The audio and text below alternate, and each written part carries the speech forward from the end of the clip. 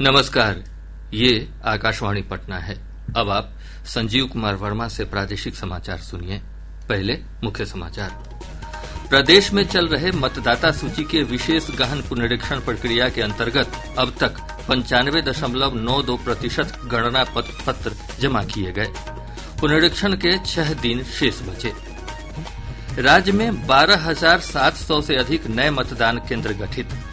केंद्रों की संख्या बढ़कर 90,712 हुई। बिहार विधानमंडल का 5 दिवसीय मानसून सत्र कल से हो रहा है शुरू। और केंद्र सरकार ने भारतमाला परियोजना 2 के तहत पटना से पूर्णिया के बीच बनने वाले 6 लेन ग्रीनफील्ड एक्सप्रेस वे निर्माण को मंजूरी दी। अब समाचार विस्तार से। प्रदेश में चल रहे मतदाता सूची के विशेष गहन पुनरीक्षण प्रक्रिया के अंतर्गत अब तक 95.92% गणना प्रपत्र जमा हो चुके हैं। निर्वाचन आयोग ने कहा है कि 7,57,00,000 से अधिक गणना फॉर्म एकत्र किए गए हैं। आयोग ने कहा कि अब केवल 32,23,023 मतदाताओं को ही अपने फॉर्म जमा कराने हैं। इसके लिए 6 दिन शेष बचे हैं। आयोग के अनुसार अभियान के क्रम में अब तक 14,29,354 मतदाता मृत पाए गए हैं। 19,74,246 मतदाता अस्थायी रूप से स्थानांतरित हो गए हैं। 7,50,213 मतदाता एक से अधिक स्थानों पर रजिस्टर्ड पाए गए, जबकि 11,000 मतदाता अपने पते पर नहीं पाए गए हैं। आयोग के अनुसार बचे हुए 32 लाख मतदाताओं को जोड़ने के प्रयास किए जा रहे हैं। अस्थायी रूप से देश के विभिन्न भागों में गए प्रदेश के मतदाताओं को शामिल करने के लिए भी चुनाव आयोग सभी माध्यमों से उन्हें सूचित कर रहा है। बचे हुए शहरी मतदाताओं को जोड़ने के लिए भी सभी 261 स्थानीय निकायों के सभी 5,683 वार्डों में विशेष शिविर लगाए जा रहे हैं। 1 अगस्त को मतदाता सूची के प्रारूप का प्रकाशन होगा। उसके बाद भी सूची में कोई भी नाम अगर गलती से जुड़ गया या छूट गया हो या उसमें कोई त्रुटि हो तो उसे 30 अगस्त तक सुधारा जा सकता है। इसके लिए कोई भी मतदाता राजनीतिक दल या उनके द्वारा नियुक्त बीएलए दावे आपत्ति दर्ज करा सकते हैं। प्रदेश में मतदाता सूची के विशेष गहन पुनरीक्षण के पूरा होने तक बूथ लेवल अधिकारी और बीएलओ सहित अन्य कर्मियों के तबादले पर रोक लगा दी गई है। राज्य के मुख्य निर्वाचन पदाधिकारी ने शिक्षा विभाग के अपर मुख्य सचिव को इस संबंध में निर्देश दिया है। निर्देश के अनुसार डीईओ, ईआरओ, सहायक निर्वाचक निबंधन पदाधिकारी और मतदाता सूची से संबद्ध कोई भी पद रिक्त नहीं रखने तथा आयोग की पूर्ण मंजूरी के बिना ऐसे किसी भी अधिकारी का तबादला नहीं करने का निर्देश दिया गया है। प्रदेश में 12,712 नए मतदान केंद्रों का गठन किया गया है। इसके साथ ही राज्य में केंद्रों की संख्या बढ़कर 90,712 हो गई है। चुनाव आयोग के निर्देश पर सर्वदलीय बैठक के दौरान निर्वाचन विभाग के अधिकारियों ने मान्यता प्राप्त राजनीतिक दलों के प्रतिनिधियों को इसकी जानकारी दी। मतदान केंद्रों के पुनर्गठन के दौरान 12,479 बूथों को उसी भवन या परिसर में स्थापित किया गया है जहां पहले से अन्य बूथ थे। बैठक में राजद के चितरंजन गगन, मदन शर्मा, मुकुंद सिंह, कांग्रेस से संजय पांडे, जदयू से अनिल कुमार, भाजपा से राधिका रमण, माकपा के सर्वोदय शर्मा और भाकपा माले के रणविजय कुमार शामिल हुए।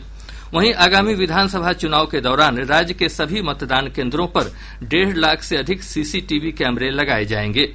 बिहार के मुख्य निर्वाचन पदाधिकारी विनोद सिंह गुंजियाल ने बताया कि चुनाव के दौरान शांतिपूर्ण और निष्पक्ष मतदान सुनिश्चित करने के लिए राज्य के हरेक बूथ पर 2 या 3 सीसीटीवी कैमरे लगाए जाएंगे। विधानसभा का 5 दिवसीय मानसून सत्र कल से शुरू हो रहा है। 25 जुलाई तक चलने वाले इस सत्र के दौरान कुल 5 बैठकें होंगी। विधानसभा अध्यक्ष नंदकिशोर यादव ने बताया कि 17वीं विधानसभा का यह अंतिम सत्र है। श्री यादव ने कहा कि सत्र के पहले दिन चालू वित्तीय वर्ष का प्रथम अनुपूरक बजट सदन के पटल पर रखा जाएगा, जबकि 22 और 23 जुलाई को विधायी कार्य निपटाए जाएंगे। 24 जुलाई को अनुपूरक बजट पर वाद विवाद के बाद मतदान होगा और सत्र के अंतिम दिन गैर सरकारी संकल्प लिए जाएंगे। केंद्र सरकार ने कल से शुरू हो रहे संसद के मानसून अधिवेशन से पहले आज सर्वदलीय बैठक बुलाई है। बैठक के दौरान सरकार संसद के दोनों सदनों में सुगम कामकाज सुनिश्चित करने के लिए सभी राजनीतिक दलों से सहयोग मांगेगी। सत्र कल से 21 अगस्त तक चलेगा। इस दौरान कई महत्वपूर्ण विधेयकों पर चर्चा और कई विधेयक पारित कराए जाने की संभावना है। संसद के मानसून सत्र से पहले विपक्षी ईडी गठबंधन के नेताओं की वीडियो कॉन्फ्रेंस के माध्यम से एक बैठक हुई। बैठक में Congress, Trinamool Congress, Samajwadi party, Shiv Sena UTV, DMK, CPIM और एनसीपी शरद पवार गुट सहित अन्य दलों ने हिस्सा लिया। बैठक में अन्य लोगों के अलावा कांग्रेस अध्यक्ष मल्लिकार्जुन खड़गे, लोकसभा में विपक्ष के नेता राहुल गांधी, समाजवादी पार्टी के नेता राम गोपाल यादव और डीएमके पार्टी के त्रिची शिवा मौजूद थे।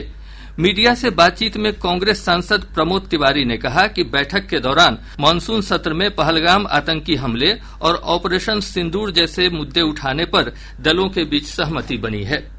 केंद्रीय मंत्री जितेंद्र सिंह ने कहा है कि प्रधानमंत्री नरेंद्र मोदी के नेतृत्व में महिला सशक्तिकरण को लेकर 360 डिग्री बदलाव देखने को मिल रहा है। उन्होंने पटना में महिला सहभागिता से विकसित बिहार की परिकल्पना विषय पर एक सम्मेलन को संबोधित किया। श्री सिंह ने कहा कि प्रधानमंत्री ने महिला सहभागिता से आगे बढ़कर महिलाओं के नेतृत्व में संकल्प लिया है, जिसे आगे बढ़ाया जा रहा है। केंद्रीय मंत्री ने कहा कि मुद्रा योजना में बिना बंधक के ऋण लेने वालों में 60% लाभार्थी महिलाएं हैं। केंद्रीय मंत्री ने बिहार में महिलाओं को पंचायती राज संस्थाओं और शहरी निकायों में आरक्षण और सरकारी नौकरियों में आरक्षण को लेकर नीतीश सरकार के फैसलों की सराहना की। इधर समारोह को संबोधित करते हुए केंद्रीय मंत्री गिरिराज सिंह ने कहा कि बिहार का समूह मॉडल पूरे देश में लागू किया जा रहा है। उन्होंने कहा कि बिहार अब प्रगति की राह पर है। श्री सिंह ने कहा कि 3 लाख जीविका दीदियों वाले जिलों में महिला बैंक स्थापित की जाएगी और महिला डेयरी की भी स्थापना करने का प्रयास किया जा रहा है। लोक जनशक्ति पार्टी रामविलास के प्रमुख और केंद्रीय मंत्री चिराग पासवान ने बिहार से पलायन के मुद्दे पर राष्ट्रीय जनता दल और कांग्रेस की आलोचना की। बिहार के मुंगेर में पार्टी की एक जनसभा को संबोधित करते हुए उन्होंने कहा कि राजद और कांग्रेस के 15 वर्ष के कार्यकाल में बिहार से लोग पलायन को मजबूर हुए। इस दौरान लोग शिक्षा से भी वंचित रहे। वहीं अब ये दल रोजगार की बात कर रहे हैं। प्रादेशिक समाचार आप आकाशवाणी पटना से सुन रहे हैं। ताजा समाचारों के लिए आप हमारे x handle AIR News_ Patna पर जा सकते हैं। राष्ट्रीय लोक मोर्चा के प्रमुख और पूर्व केंद्रीय मंत्री उपेंद्र कुशवाहा ने प्रधानमंत्री नरेंद्र मोदी से भोजपुरी को भाषा का दर्जा देने और इसे संविधान की 8वीं अनुसूची में शामिल करने का आग्रह किया है। उन्होंने मोतिहारी में आयोजित प्रधानमंत्री की जनसभा में यह मांग रखी। भोजपुरी के प्रति लोगों ने जो सम्मान दिखाया है, प्यार दिखाया है, जरा इस भोजपुरी पर कृपा निश्चित थोड़ी और उनकी हो जाए। चाहे शाहबाद का इलाका हो, सारण का इलाका हो, चंपारण का इलाका हो, बिहार में लगभग 9-10 जिले के लोग भोजपुरी बोलते हैं, लेकिन भोजपुरी का सम्मान अभी तक देश के स्तर पर नहीं मिल पाया। जो सम्मान मैथिली को पहले की सरकार में अटल बिहारी वाजपेयी जी की सरकार ने देने का काम किया, मैं इस मन से आदरणीय प्रधानमंत्री से आग्रह करता हूं कि इसी तरह का सम्मान भोजपुरी भाषा को भी प्रधानमंत्री जी दे देने का काम करें। प्रदेश के विभिन्न भागों में मानसून की सक्रियता फिर बढ़ गई है। आज सुबह से ही राजधानी पटना समेत आसपास के जिलों में हल्की बारिश हो रही है। मौसम विभाग ने अपने पूर्वानुमान में कहा है कि अगले 24 घंटों के दौरान सीतामढ़ी, मधुबनी, सुपौल, पूर्णिया, अररिया और किशनगंज जिले में अनेक स्थानों पर भारी बारिश की संभावना है। इस दौरान पटना समेत दक्षिण मध्य और दक्षिण पूर्व भागों में कई स्थानों पर मेघ गर्जन और वज्रपात की आशंका है। दिनांक 20 जुलाई 2025 को राज्य के उत्तर भाग के जिलों के कुछ स्थानों पर मेघ गर्जन, वज्रपात और तेज हवा 30 से 40 किलोमीटर प्रति घंटा चलने की संभावना है तथा राज्य के दक्षिण पूर्वी और दक्षिण मध्य भागों के जिलों के 1 या 2 स्थानों पर मेघ गर्जन, वज्रपात और तेज हवा 30 से 40 किलोमीटर प्रति घंटा चलने की संभावना है। नेपाल के जलग्रहण क्षेत्र में हो रही बारिश के कारण प्रदेश की नदियों का जलस्तर बढ़ रहा है। पटना के गंगा जोन के फ्लड कंट्रोल एंड ड्रेनेज की ओर से जारी रिपोर्ट के अनुसार पटना में गंगा नदी खतरे के निशान से 0.37 मीटर और समस्तीपुर में 78 सेंटीमीटर ऊपर बढ़ रही है। साथ ही गंगा की सहायक नदी सोन और पुनपुन नदी का जलस्तर भी बढ़ रहा है। समस्तीपुर जिले में गंगा का जलस्तर बढ़ने से कई गांव बाढ़ के पानी से घिर गए हैं।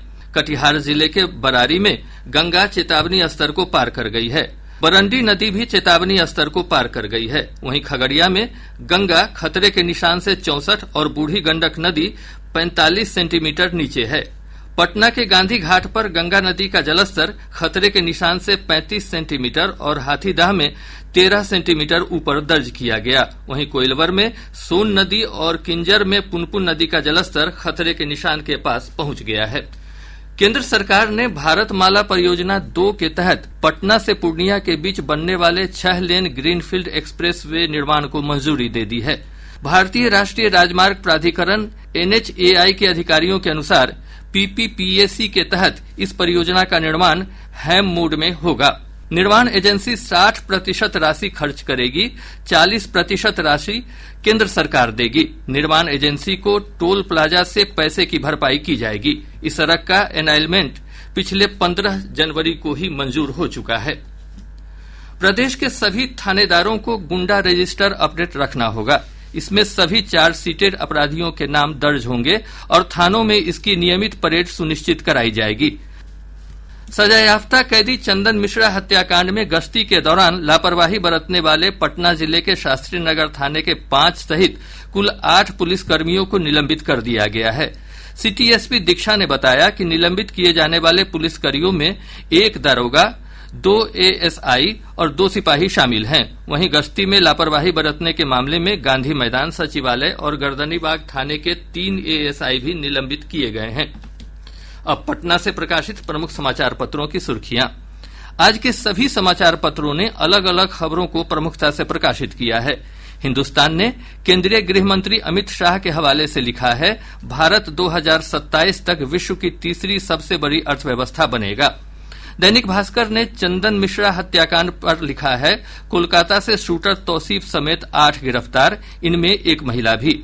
दैनिक जागरण की बड़ी खबर है, किसानों पर दिए विवादित बयान के लिए ADG ने मांगी माफी। प्रभात खबर ने मतदाता पुनरीक्षण अभियान को बड़ी खबर बनाया है। अखबार लिखता है, पार्टियां करें मतदाताओं से फॉर्म भरवाने में सहयोग। आज अखबार की सुर्खी है, ब्रह्मपुत्र नदी पर चीन ने शुरू किया दुनिया के सबसे बड़े बांध का निर्माण। और अब अंत में मुख्य समाचार एक बार फिर। प्रदेश में चल रहे मतदाता सूची के विशेष गहन पुनरीक्षण प्रक्रिया के अंतर्गत अब तक 95.92% गणना प्रपत्र जमा किए गए। पुनरीक्षण के 6 दिन शेष बचे। राज्य में 12,700 से अधिक नए मतदान केंद्र गठित, केंद्रों की संख्या बढ़कर 90,712 हुई। बिहार विधानमंडल का 5 दिवसीय मानसून सत्र कल से हो रहा है शुरू। और केंद्र सरकार ने भारतमाला परियोजना 2 के तहत पटना से पूर्णिया के बीच बनने वाले 6 लेन ग्रीनफील्ड एक्सप्रेस वे निर्माण को मंजूरी दी। इसके साथ ही आकाशवाणी पटना से प्रसारित प्रादेशिक समाचार का यह अंक समाप्त हुआ। आकाशवाणी पटना से अगला समाचार बुलेटिन दोपहर 2 बजे प्रसारित किया जाएगा। नमस्कार।